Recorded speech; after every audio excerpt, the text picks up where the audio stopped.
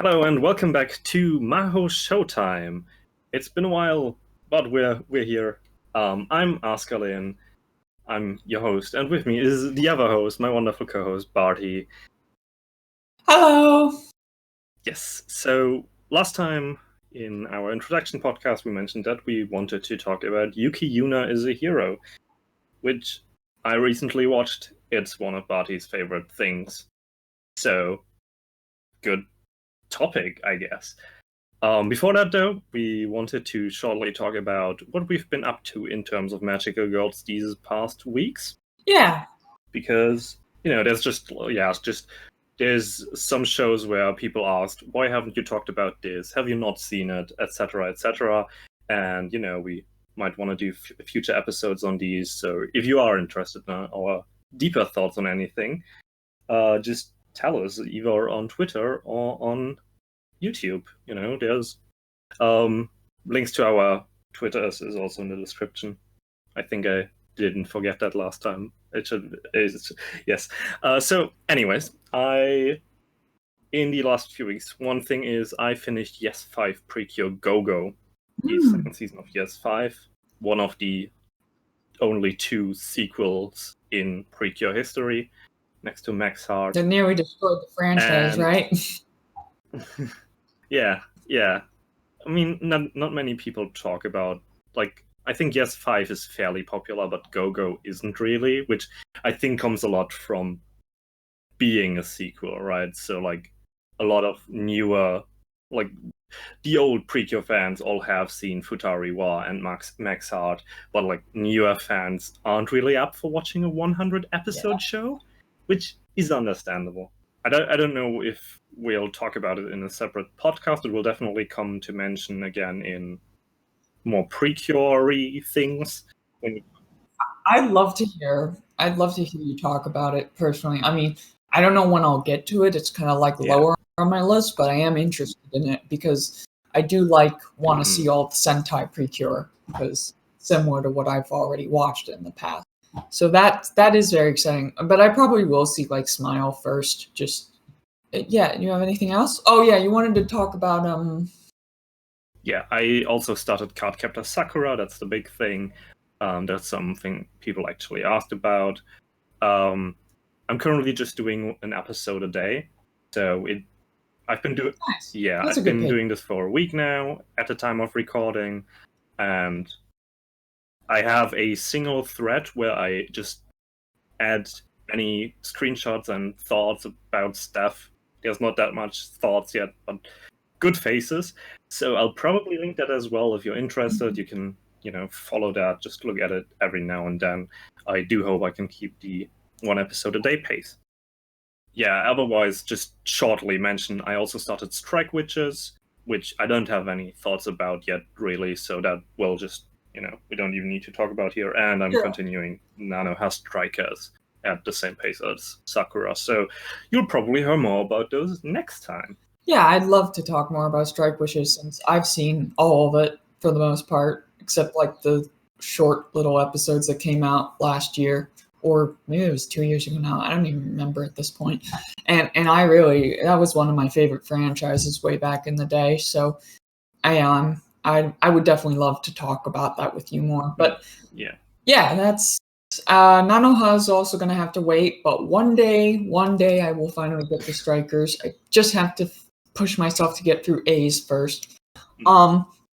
So yeah, briefly on my end, I have not been watching a lot, but I have been watching a lot more than I would say I have been picking up the watching pace before from since the first episode we did, because before the first episode I really wasn't watching much at all. But in terms of Magical Girl stuff, I've watched up through episode 20 of Heart Catch Precure. So I'm nearing the mid-season finale, and I'm very happy about that.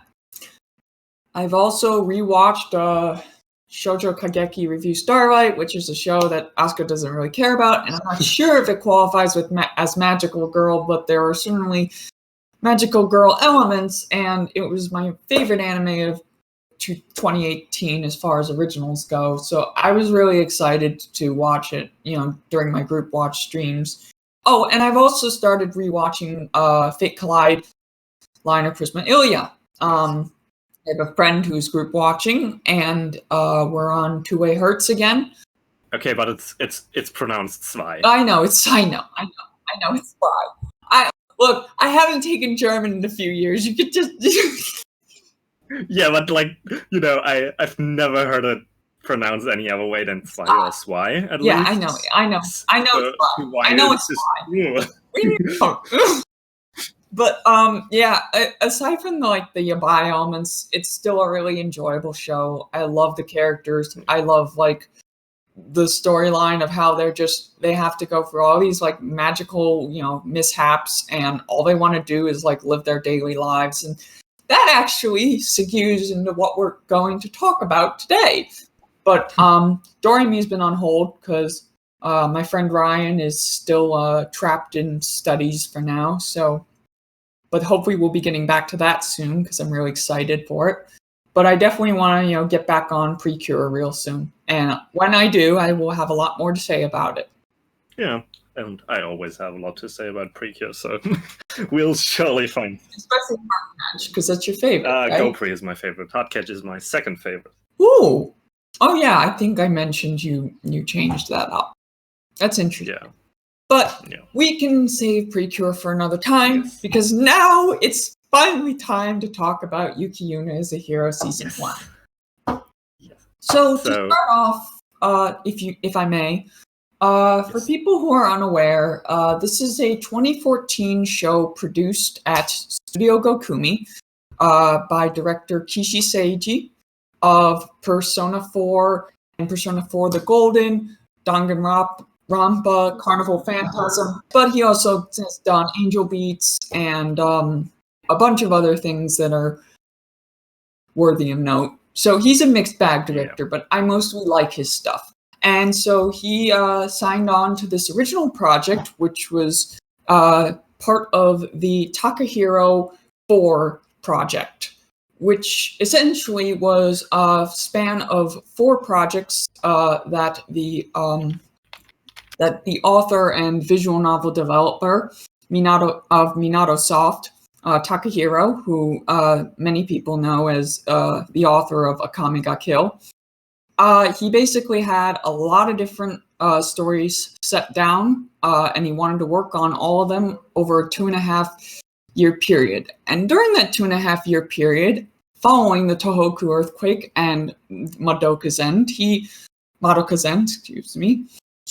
came up with the show, as I mentioned, which was about basically magical girls fighting against monsters, but also trying to be everyday heroes, helping out people in a society where there's a really strong community aspect.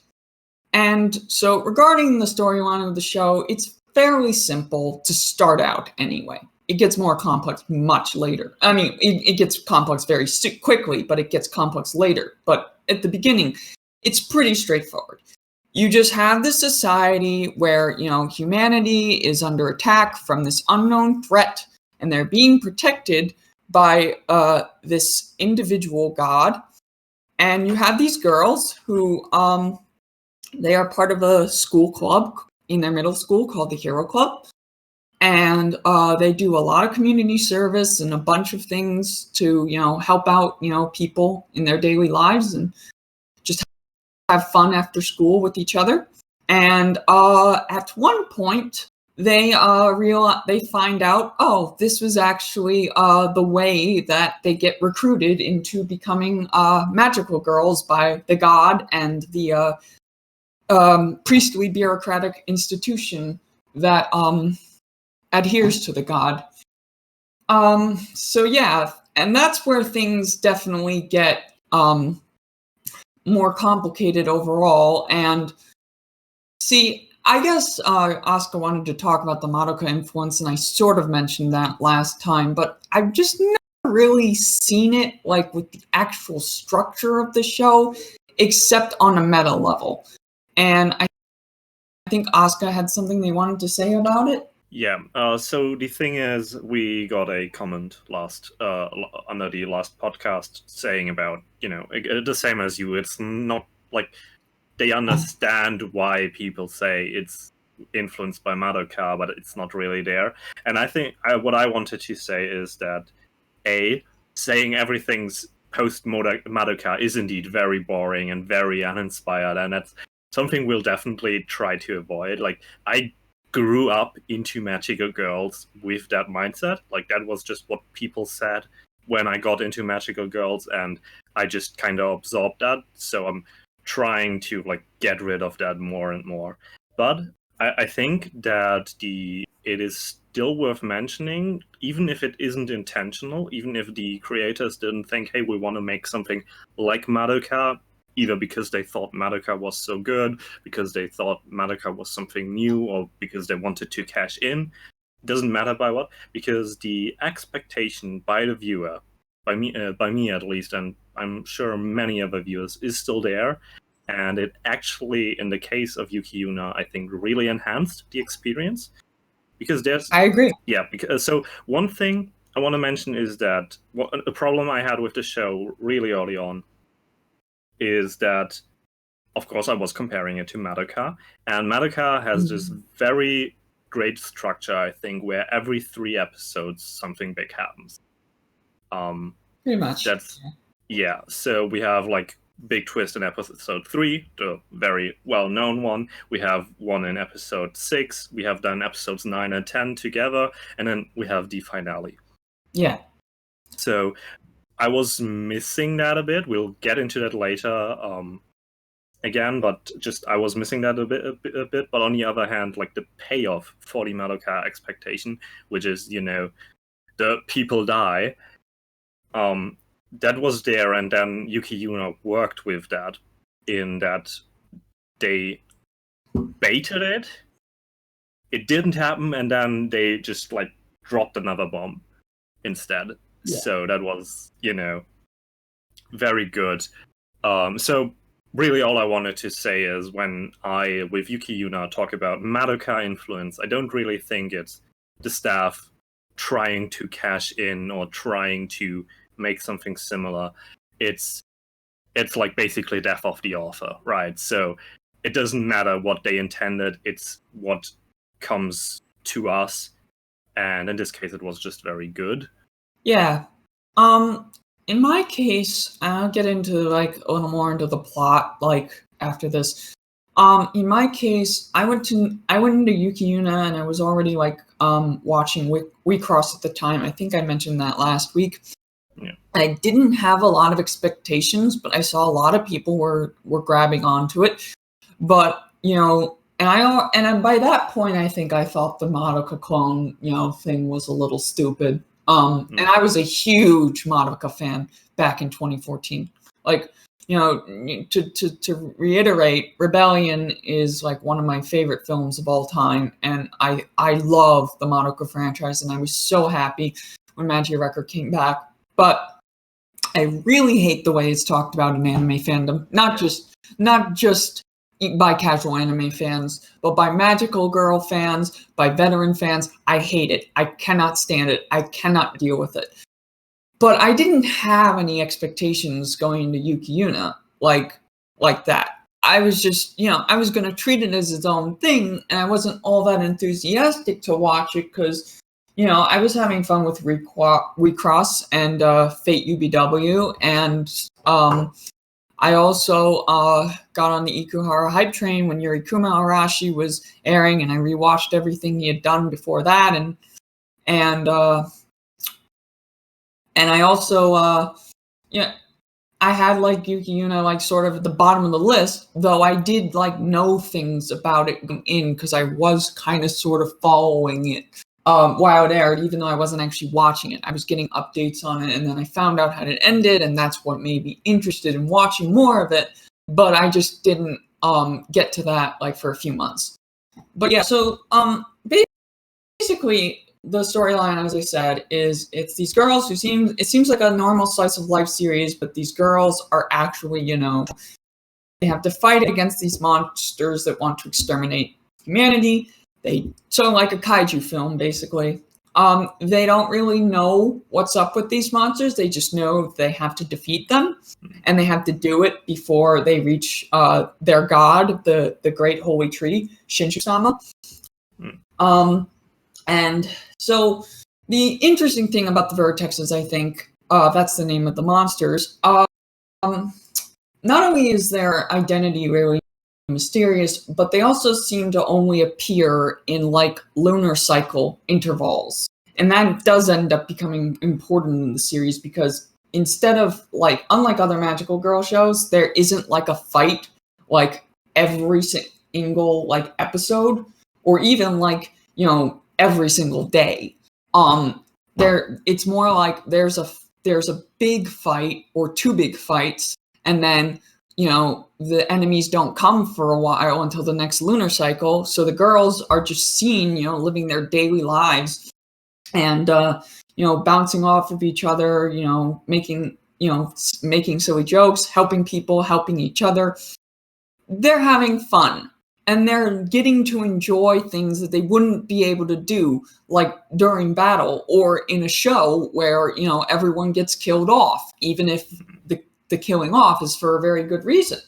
I actually found that I really liked that. That was something I had seen in other types of shows that weren't magical girls or even in earlier magical girl series. It's like, I like that, and I like even more that we're focusing more on the slice of life than the monster of the day or the week or the month aspects. But I mean, the monsters are still important. It's just, they're not like, that's not what the formula is based off of. So I feel like in a lot of cases, there's actually time for meaningful, you know, character growth and character interaction, you know, in a mundane setting. And yet, there's still a suspenseful, like, undercurrent to it. Like, because you expect the shoe to drop. But let's get into, before I get into that, let's get into how Asuka felt about those episodes. Because I want to hear about that. I'm not as much into the interaction between the girls. A big problem with that for me was the voice acting that I just couldn't vibe with. It's especially with Tomoyo Kurosawa, the voice of many good characters, most notably Phosphophylite in Land of the Lustrous and Kumiko Omae in Hibike Euphonium. Wonderful portrayals of anxiety as well. And her voicing Itsuki was just kind of not as good, which happens with Moyo, actually. I'm also not a fan of her performance as Otome and Aikatsu. Yeah, in fairness, though, Itsuki was like in between Otome and before Kumiko and Phos. Yeah. So she was not the big name in the industry that she is now. And I do attribute that somewhat to Itsuki in a way, because she seemed like the first protagonist role, even if she's not someone who's talked about very much, but the way that fits in the timeline makes me feel like, you know, then she went on to bigger and better things after Yu. I mean, I think Aikatsu was the bigger catalyst there. That's fair. But you did have another gripe with how Itsuki was used. And you wanted to address? Itsuki is, well, obviously from the start we are introduced to Itsuki and Fu together. You know, Itsuki always clings to Fu, which is fine. I like Big Sisters. I like Big Sisters a lot. I had a lot of fun with Fu. Yes, Fu's great. Right, and so we are introduced to Fu as Itsuki's guardian, as her mentor in a way. We know what happens with mentors; they die. Yeah. Not in this case, but you know, we've all heard of the hero's journey. Yes, of course. And the Madoka expectations, people definitely assumed that Fu would end up getting, well, maybe not like head chomped like Mami, but something bad would happen to her and the rest of the club would have to fend for themselves. Exactly.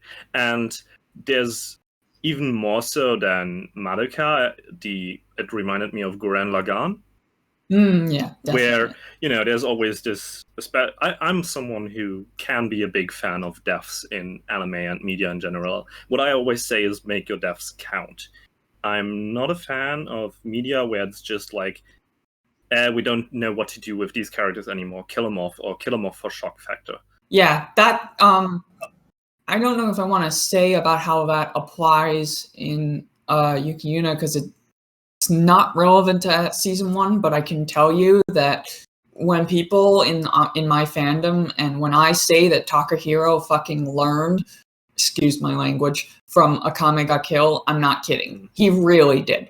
Every death in this franchise that you will eventually see is just beautiful, but you won't see it in season 1. You also have Uezu Makoto and Akashiro Aoi, who also went on to write all of the novels after Washi Osumi, which is the prequel to Yuki Yuuna season 1 that actually was written before, and as I said, it finished publication before the anime ended. But yeah, but his episodes, you think I think all the other writers are great. Like I think all their episodes are great, but Takehiro's episodes are really great too, and he did a lot of them. And I definitely felt like, since Akame ga Kill was airing in the same season, there was this expectation that it was going to be a similar type of show, but it's not. It's like the opposite, completely. Definitely. And I think that definitely pushed Yu in ways in addition to the Madoka influence, because we might as well discuss. So basically what happens is the vertexes don't come for a while, but then they do, and the girls almost die, but none of them do. Not even Fu. Not even Itsuki. And so now they can just enjoy their daily lives and do whatever they want. But some of the characters are actually really skeptical about that, rightfully so, because the organization that hires them, which is just a bunch of old priests, pencil pushing, the Taisha, which translates to amnesty, even though the actual meaning of the word Taisha is supposed to be Grand Shrine, and that is kind of relevant. I'll talk about that at some point later on. Definitely not in this episode because it's not for season 1. They find out, they start thinking, well, we're suddenly having these complications with our bodily function. We are enjoying our daily lives. We don't have to fight anymore. But Fu lost her sight in one eye, so now she has an eye patch, and she's acting like, Rika from Chunibo, or any other Chunibo character. Karin has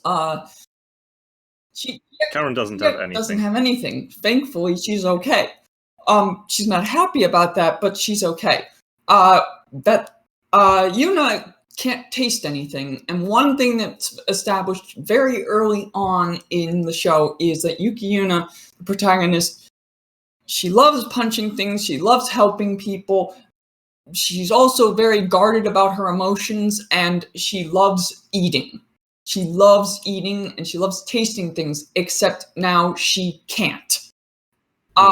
Togo, who already at the very beginning of the show, to really set the plot and intrigue in motion, she does not have her function in her lower body, or she's completely paralyzed from the waist down, and she has lost half of her memory. She now suddenly has, like, her right ear is no longer has hearing in it. Yes. And then we have Itsuki, who unfortunately for Moyo fans loses her voice. Yes. So that's the big thing, right? Like everything you mention is like kind of inconvenient. Fu is like, yeah, whatever. I'm cool now. I lost my eye in a battle with the demon lord. Stuff like that. Togo is not really bothered by it. Like, she mentioned that it happened, and she's very much, she focuses way more on Yuuna, who tries to hide it, is bothered, but it's all just kind of inconvenient. While for Itsuki, the episode before, it is established that it is her dream to become a singer. So losing her voice is devastating. Oh God, yeah. And that's the big thing, and that's Itsuki's moment. And my biggest gripe with the show is that they use this moment and focus on Fu instead. We don't, like, when she applies for this like idol contest and she wins, she would get into the next round. Obviously she can't, she doesn't have a voice. But she doesn't find out, Fu finds out. Yeah. And I like Fu, I really like her, but I felt like she just swept the rug away from under Itsuki's feet.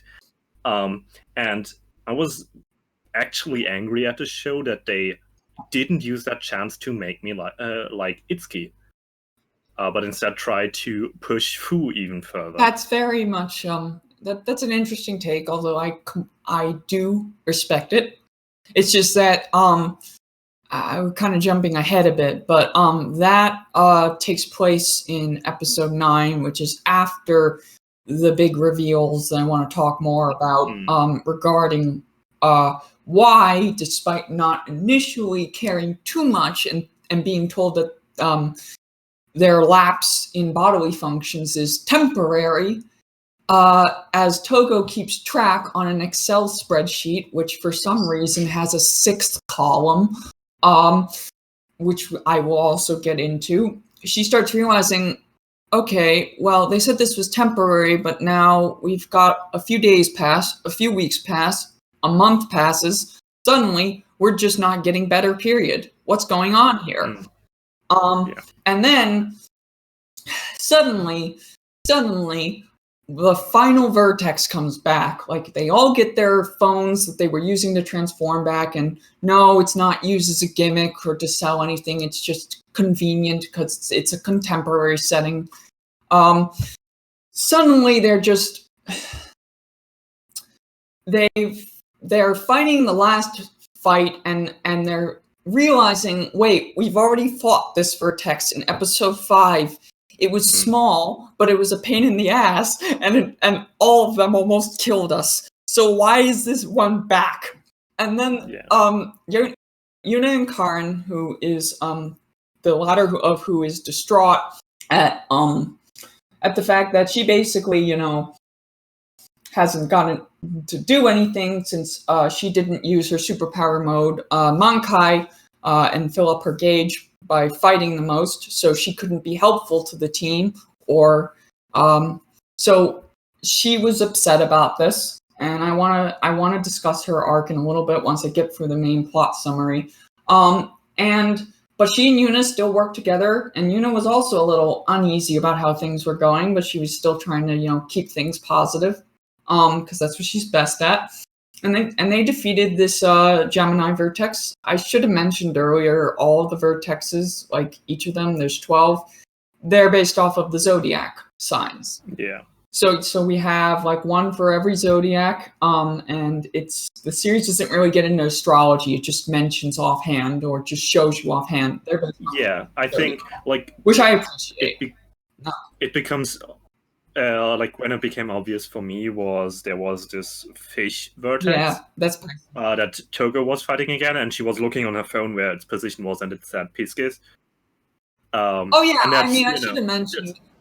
That's when it clicked just for me, and then you see like, oh yeah, that's like Libra. That's then the one that reappears. That's Gemini, stuff like that. Yeah. So Gemini reappears. They don't know why. They're confused. They defeat it.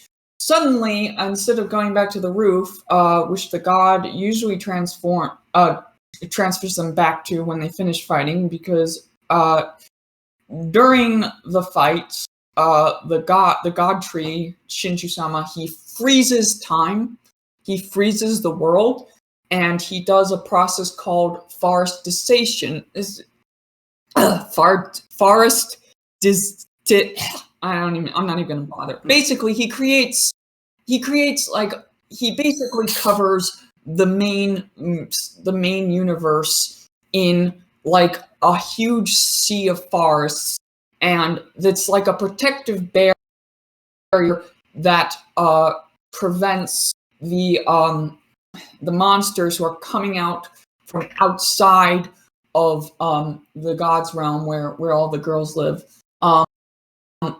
to protect them from destroying the mortal world.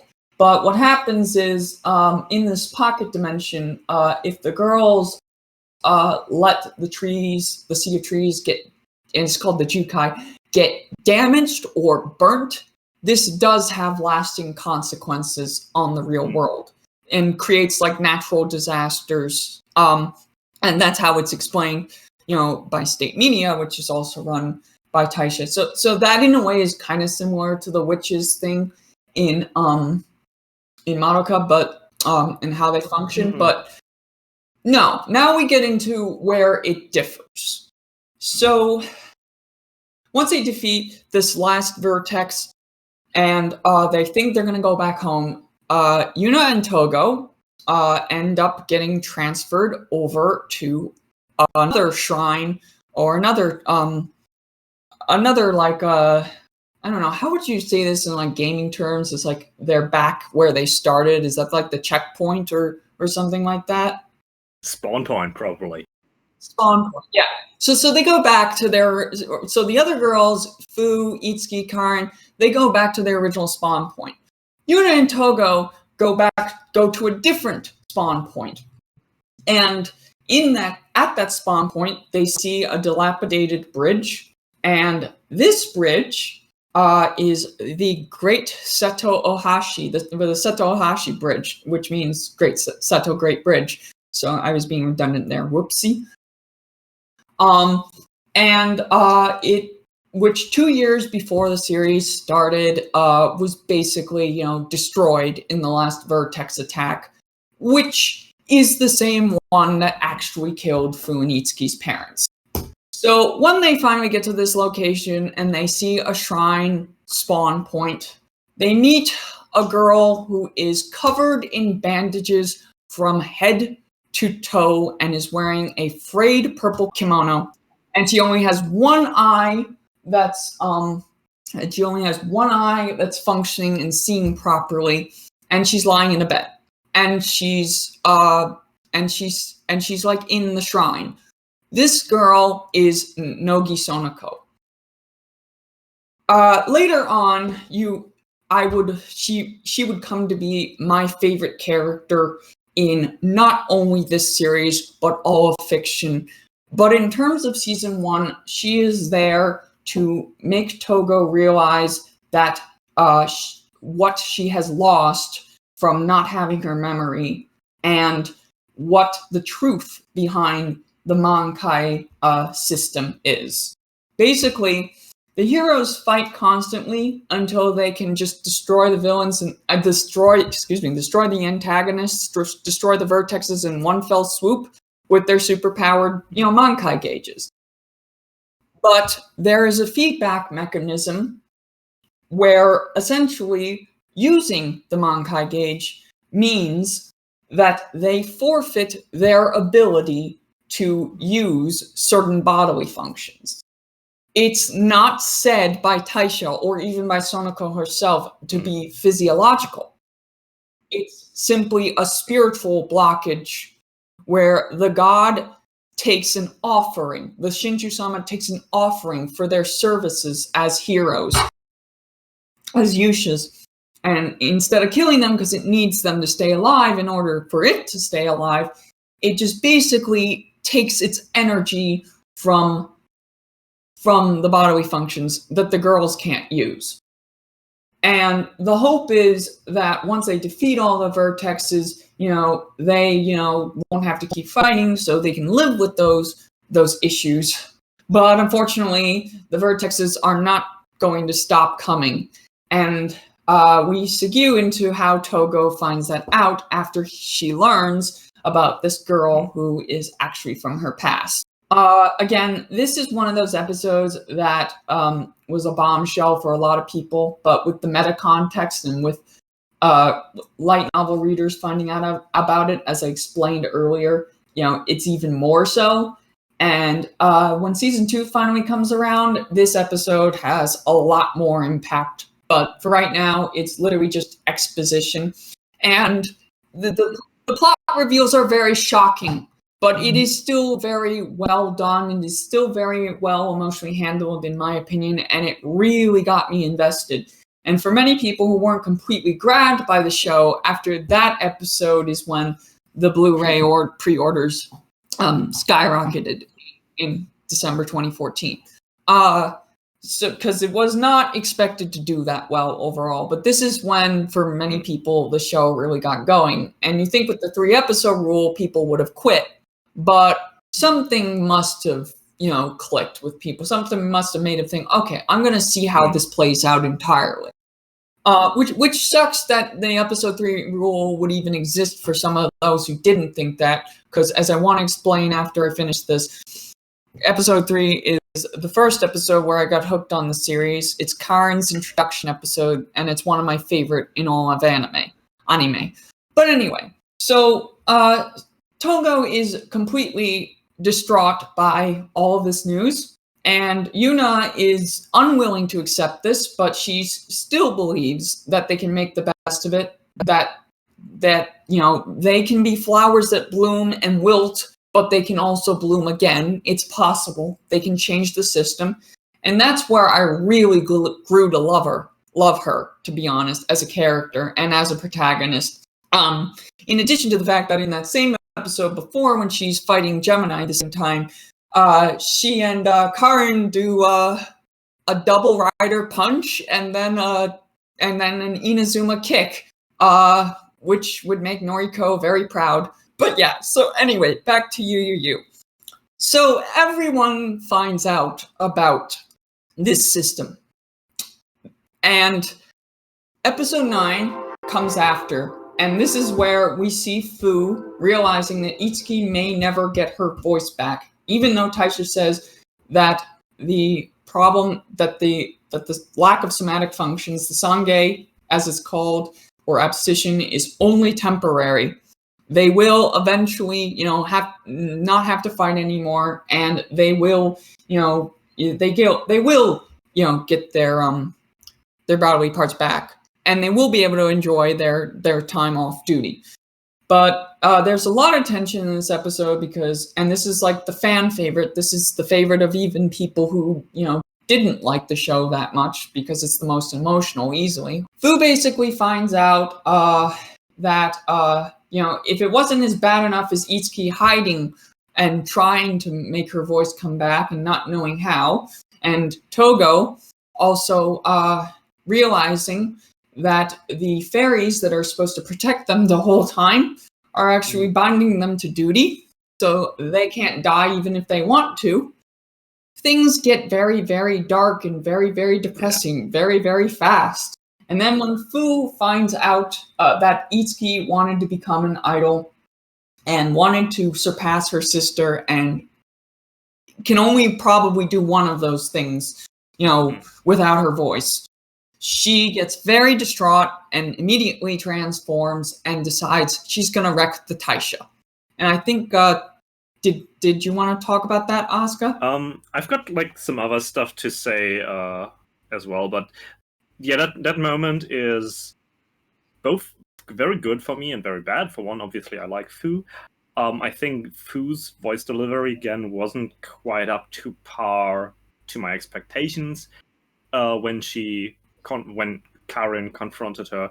But then we also get Yuuna intervening, and she says, I'm going to stop you because I'm a hero. And that is one of those big one-liners, maybe two-liners, maybe three-liners, that, in the latter half of the show appear more and more. We have that later with Karin, who says, I'm not going to fight as a hero of the Taisha, but as a member of the Hero Club. Those lines, they really hit. As much as I've complained about voice acting in the show before, those lines are delivered so well that basically from that point onward, I marathoned the rest of the show because they kept me going. Yes, I kind of did the same. And the real great thing about episode 9 is the sound direction in this series is absolutely fantastic, to say nothing of the direction and the visual style. and everything else. I haven't mentioned that the character designs are by Boon Boon of, well, he's actually also Abek and Horiguchi Yukiko's brother, but they're the same person, and he also did SAO, but and he's worked on Fate Grand Order and Fire Girl and Izetta the Last Witch and a bunch of other things, even Shin Sakura Wars actually recently. And I really love his designs. So that adapted to animation by Sakai Takahiro, who is like the main character designer and animation director of the show, is really good. And the music, as I mentioned, is by Okabe Keiichi and Monaka of Nier, and the Dragon Guard series is also even good. But I know for a lot of complaints that Asuka had about Itsuki in the show and the voice acting, I'm sure they loved the moment when Waifu was having a breakdown and wrecking Taisha, and then Yuuna, came to stop her, saying, every time there is another way because I'm a hero. Inori no Uta, which is the song that we see Itsuki record at the end of episode 4 and find out her dream is to become an idol, plays during that entire sequence up through the end of the episode before the post-credits. And that is a song which in my opinion really blasted Moyo onto the mainstream for me, and it made a lot of people emotional because I love that song, and it really is the first time in the series that we get to hear her voice. And if you haven't like seen the live version from the Mankai Matsuri live that happened in 2015 after the show, there were actually 3 of them, but this was the first one. You really should. It's on YouTube. Nobody's taken it down. It's so beautiful, and her voice is so lovely. And you can, if you're already a fan of Kurosawa Tomoyo, even more after watching this show, you'll realize, how she became the hit that she did, because she's so talented, and this song is just so wonderful, even with her underplayed role in this series. But while that was a bittersweet moment, we have to have more darkness coming before the light at the end of the tunnel, I should say. And this is when Togo is currently in the background investigating and catching up with Sonoko, who she literally hasn't seen in 2 years and forgot existed, which is the most painful thing imaginable. And she finally finds out why the system is like this, why the vertexes keep regenerating, and why the heroes have to keep sacrificing and being offered to the god in order to keep humanity alive. I want to cut in there again as well. So one thing about the show is that I'm not actually that interested in seeing how it continues after the epilogue, because I'm very satisfied with the finale to the show. But Nogi's introduction, which is very obviously pained as, she calls Togo Washio, and Togo is just like, who the fuck is that? And you have this girl who has obviously gone through a lot. She's completely immobilized. She went from Mankai 20 times. 21, I think fairies. It was. No, it was 21. Yeah. It was 20 times and 21 fairies is what she got. Okay, yeah. Sorry. Okay. We have like this obviously pained girl who has gone through so much, and Togo picks up on that very well. And then we have later that scene where she, where Nogi tells her what has happened, and there's another line there where Nogi says, "Whatever you decide to do, I will support you."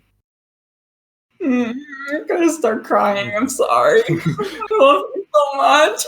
I'm sorry. I just go continue.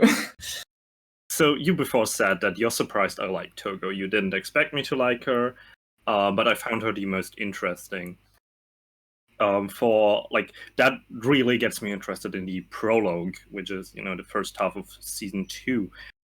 Just seeing like how these two interact each other, how they got where they are. And you'll also be interested in the fact that Washio Sumi, I think, especially in the animated version, but it is kind of present in the light novel. But you don't need to read it because you're not going to anyway. But the anime is really good by itself. but the way that the structure actually mirrors season 1 is in terms of what happens in it is also really good, even with the major differences and knowing the outcome.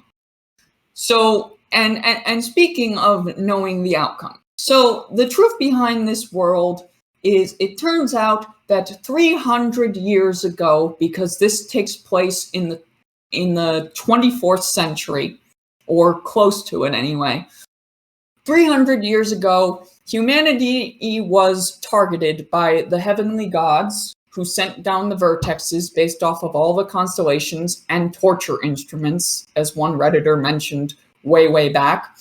And you can see it if you know about medieval torture instruments for some reason in their designs, which are creepy and otherworldly, and also animated in CG by DK Works, I believe is the name of the group. They come down because the gods have decided humanity has found access to divine power, and this is not acceptable. They have completely gone astray. We must purge them. But the land gods decided, and this is all, this narration is brilliant, by the way, because it's basically Sonoko and Togo are like talking in the hospital and catching up, and then Yuuna is calling them on a voicemail, and leaving a voicemail because Togo's not picking up her phone because she wants to know where Togo is. And so she leaves a voicemail, and basically Sonoko and Togo get muted out while she's talking. And during that scene, you see Togo's facial expressions, and she's just, and you can because before the scene started, Sonoko says she's going to tell the truth. Togo is just her eyes are widening, her mouth is dropping, she's terrified. And she's even more intrinsically horrified that Sonoko had to see all this herself. And that, comes before the line, I'll whatever you do, I'll support you, which I really love. But yeah, so once the voicemail message ends, that she says that, we see Togo go outside, leave the hospital later, and go to the edge of the Shinju-sama's barrier. She steps through it, and what she sees is a living hellscape. Because that is what the heavenly gods did to the earth and all of humanity that didn't manage to take refuge under the Shinju-sama, which is revealed to be a pocket universe created by the land gods who didn't believe that all of humanity deserved to be purged by the heavenly gods. So during that whole sequence when she goes outside, there is a harrowing orchestral track with creepy choir playing, and we hear Sonoko's narration about all of this. And it is literally one of the most bone-chilling things I've ever seen. And while Togo is out there, and we're hearing about it, we're seeing her, fight against the mini vertexes or Stardust, and then we're seeing her fight against the main vertexes, which are getting regenerated. And it's just absolutely horrifying. And then after the narration ends and after she decides to go back in the barrier, because that's where she thinks it's safe for 1 second, we see her retch, and we see her going, how can we possibly stop this? We're just going to have to suffer over and over again, and they don't care so long as we keep humanity alive, and we're going to be incapacitated, just like that girl I've been talking to. And then she really just decides, let's blow a hole in the wall and end everything, end this wretched world. And that was the moment that I just instantly loved the series. And just if I had any doubt that I loved it, I was just completely hooked forever. And I was surprised that since Asuka really didn't like Homura, and I never really learned Whoa. Where did you hear that? I don't like Homura in the last 20 minutes of Rebellion. Okay, so you liked I love Homura. Yes. In the show, I love Homura. Well, but I guess based on your vitriolic reaction to Rebellion, even though you did like the movie, which was... Yes, I liked everything except the last 20 minutes. I loved everything except the last 20 minutes. Yeah, that's a common take. But yeah, so I was surprised that she liked Togo at all, but she seemed to agree with her, like I did, that she should end this wretched world. But of course, the heroes, of course, Yuuna and Ko aren't going to let that stand. So we have the final epic battle, and what I really love about this whole thing is that nobody actually blames Togo for what she found out or for what she did, even though she's clearly in the wrong. They realize that she's really traumatized and that she had no one by her side, and they feel really horrible about this. Again, there is a moment where Yuuna is like, she can't fight the Stardust and can't fight the Vertexes because she's just not in a good emotional state, and this is really the first time we see her emotions come out in the entire show up until now. Her phone is literally blocking her. The Shinchu-sama is literally blocking her from doing anything, even though Togo is trying to kill it or kill the kami who created it. And she almost gets eaten by Stardust, but then Karin, who was kind of passed out from overusing blooming things, right? No, that was before that. But because they confronted Togo first, and then they fought her for a bit, and then they got away when other vertexes were coming, and then something happened to Karin where she got shot down for a bit. But she comes back, and she wakes up, she comes back, and in the defining moment of the entire show, at least for her character, she decides, you know what, I've been antagonistic all this time, but I've really been happy to be part of the Hero Club, and I've decided from now on, I'm not going to fight as a tool of the Taisha. I'm going to fight as a member of the Hero Club, because friendship isn't about winning or losing or doing the right thing. It's about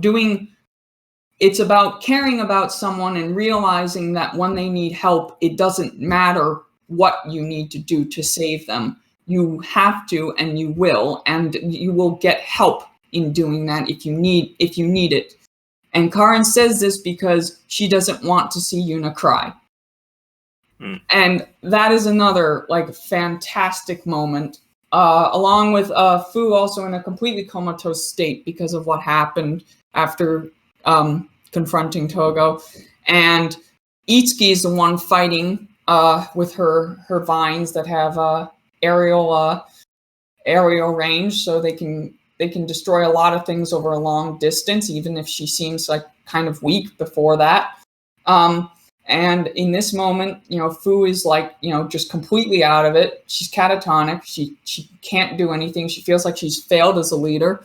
She still hasn't completely recovered for what she did in episode 9. And then finally she sees Itsuki fighting so hard, even without her voice, even with all the knowledge, and she decides to get back up and be a good big sister, because the little sister is surpassing her, and she can't have that yet. So we have all those really strong, culmination of character arc moments in the penultimate episode. And then we finally have Karin use her Mankai, and she recites the Hero Club tenets, which are the rules that the club functions by, which are, in order, give a good greeting, try not to give up, eat well and sleep well, if you're troubled, talk to someone, and you're likely to succeed if you try. And those are just fantastic moments where she's just fighting the Vertex all by herself, and she knows the risk of using Mankai, and she doesn't care because she has to do it for Yuuna, and she has to do it for the Hero Club.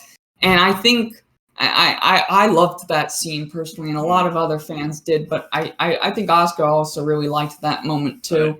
Yeah, what a big thing about this show for me is that as the second Gemini appears, and everyone knows, okay, there is a punishment, we are putting something on the line. From then on, it becomes a very everyone trying to prevent the others from losing anything.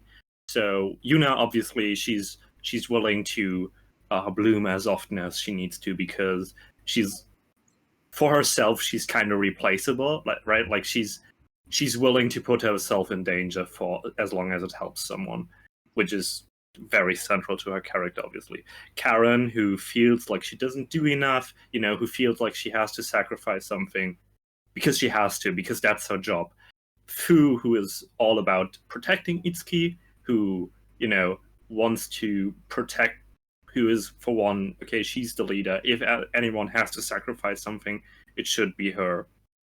And that later feeds into Togo, who really wants to protect the others, especially Yuuna, but comes to the conclusion that the best way to protect is to end their suffering entirely.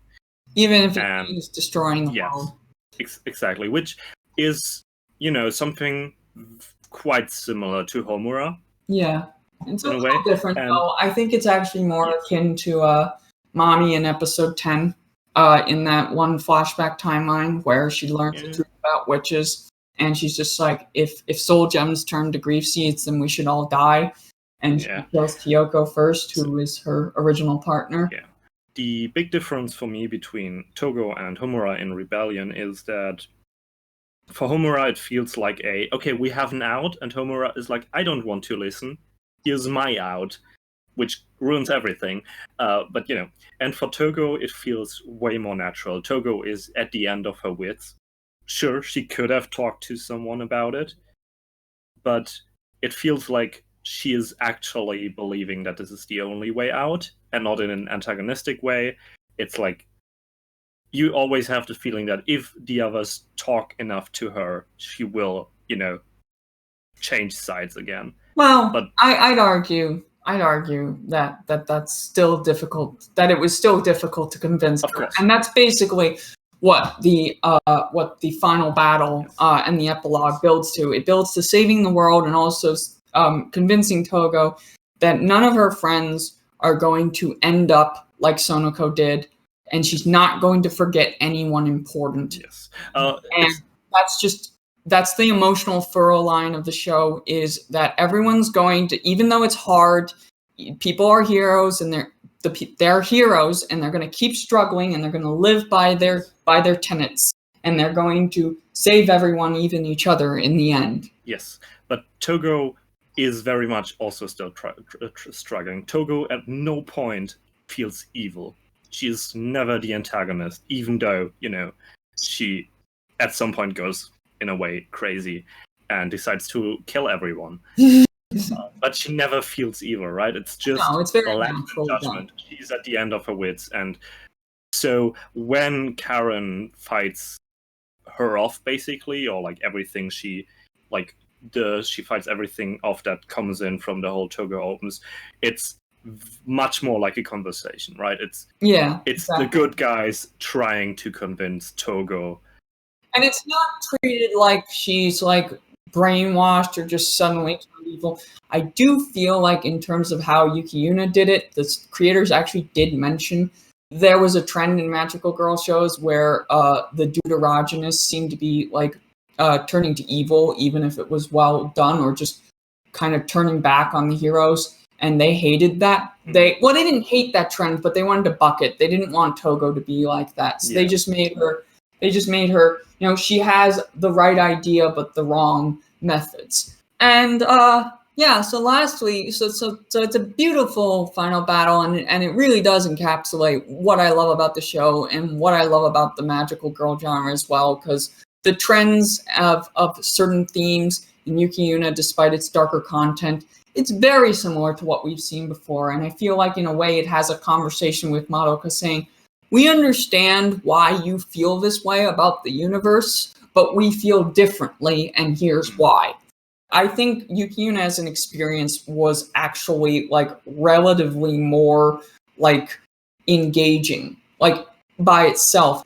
So when season 1 ended and we got to the epilogue, which I was very happily surprised that Asuka really liked, because there's some major controversy with that epilogue in the anime fandom that made people turn on the show even if they were enjoying it, and putting past their Madoka clone comparisons, where they basically went, oh, so, they made all these girls, like, disabled. They started the whole idea with Togo being the handicapped girl, like Hayate in Nanoha.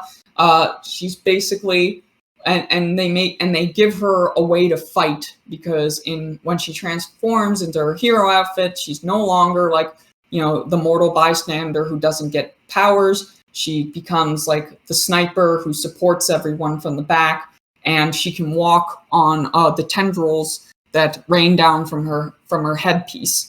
It's all very tastefully done. Even for some of the fan service that we neglected to mention, which is not that bad, but I should warn people about it. But yeah, well, at the end of the show, there's a big reversal, and everyone, like, slowly, I should add, like, the seasons still change, and it's not like an immediate thing, in my opinion, and at least from what we're shown. Everyone gets their bodily functions back, and I have feelings about this that I want to discuss in a completely different video because we don't have time anymore. But there are some explanations for it in season 2 and some of the later light novels that ended up spawning from the series that I ended up following almost immediately after I finished watching season 1, and still do to this day, relatively speaking, even after the show ended.